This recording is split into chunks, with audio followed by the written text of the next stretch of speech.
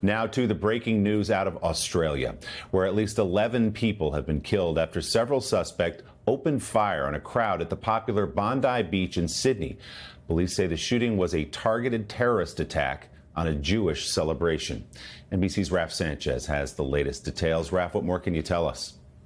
Well, the Australian authorities are calling this a terrorist attack aimed at the Jewish community as it was celebrating the first night of Hanukkah. Here's what we know. At least 2 gunmen armed with long guns opened fire on a Hanukkah celebration at Sydney's famous Bondi Beach. Police say at least 11 people were killed, plus one of the gunmen. The second gunman is in custody in critical condition. Authorities are investigating whether a third individual was involved.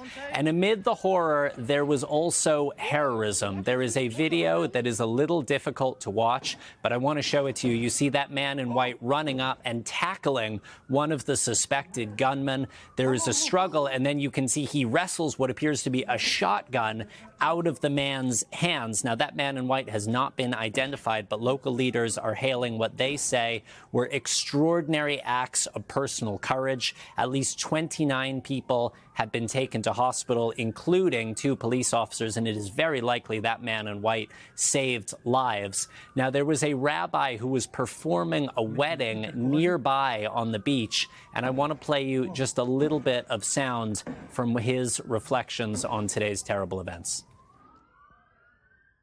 There has been a terrible amount of anti-Semitism in the world right now, and we felt a lot of that here too. And unfortunately, when we allow things like that to go unchecked, these are the things that inevitably do happen.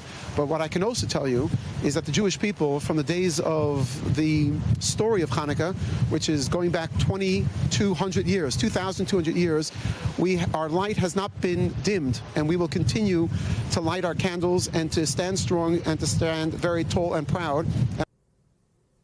Police are also saying that they have found improvised explosive devices in a car linked to the dead gunman. A bomb squad is currently probing that vehicle, and a massive police investigation is now underway in Sydney and across Australia. But we can already say, Willie, that this is one of the worst gun massacres in that country's history. Willie. And as you say, Raf, gun violence is very unusual. It's very rare in Australia because of an incident they had some 30 years ago.